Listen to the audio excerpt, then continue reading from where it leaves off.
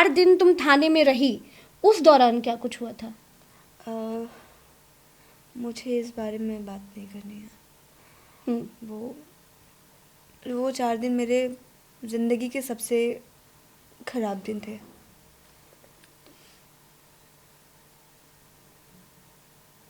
तुम्हारे मन में क्या चल रहा था? उन्होंने मुझसे थाने में ये बोला था कि तुम्हें भेज दिया जाएगा, अच्छा। सिर्फ बयान हो जाए, इसके बाद तुम्हें तुम्हारे घर भेज दिया जाएगा। तो मैं एकदम बिना डर के बैठी हुई थी कि मैंने तो कुछ किया ही नहीं है, मुझे तो कुछ पता ही नहीं है। और इतना भरोसा था उन पे कि वो उन्होंने मुझे बोला है घर जाने के लिए, तो वो मुझे घर छोड़ देंगे। अच्छा। और 4 दिन के बाद उन्होंने मेरा वारंट काटा, मेडिकल बनाया, और मैं उनसे रिक्वेस्ट करती रह गई कि सर मैंने कुछ नहीं किया है, मेरी मम्मी से बात करा दो और मुझे मेरे घर जाने दो। ना उन्होंने बात कराई, ना मुझे मेरे घर जाने दिया। मेरी माँ को भी बाद में पता चला जब मैं जेल पहुँच गई।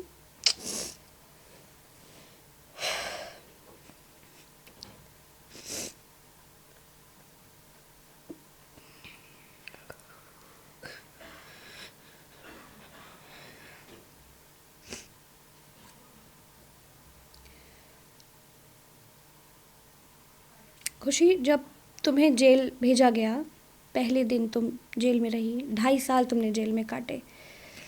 पहले दिन जब तुम जेल में गई तो वो वक्त, वो समय क्या था, तुम्हारे मन में क्या चल रहा था? जैसे उन्होंने बोला कि 1-2 दिन में तुम्हें बाहर लेके आ जाएंगे। अच्छा, तो भी हाँ, तुमसे बोला गया कि हाँ, अभी 1-2 दिन में अभी बाहर 1-2 ले दिन आएंगे? में बाहर आ जाएंगे। हम्म।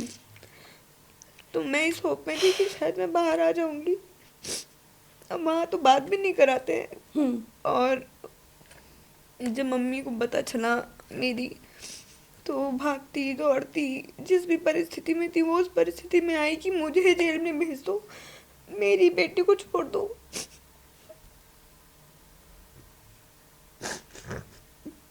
तुम्हारी तबीयत बिगड़ गई थी जेल में, मैंने सुना खून की उल्टियाँ, और ज़्यादा सोचने पर नाक से खून बहने लगता था। हाँ, ये आज सब भी आज तबीयत। भी है। हम्म। आज भी ऐसा होता है, जब ज़्यादा सोचती हूँ तो एंजाइटी सी होती है और बहुत ज़्यादा, मतलब सर दर्द होने लगता है। तो तुमने इलाज नहीं कराया अपना? वो घर की कंडीशन ही नहीं है दीदी कि मैं कुछ कर सकूं। अगर कोई त्योहार भी है तो पुराने कपड़े पहन के काम चला लूँगी, लेकिन पापा और मम्मी से नहीं कहूँगी कि मुझे नए कपड़े दिला दो, क्योंकि वो परिस्थितियाँ नहीं है मेरे।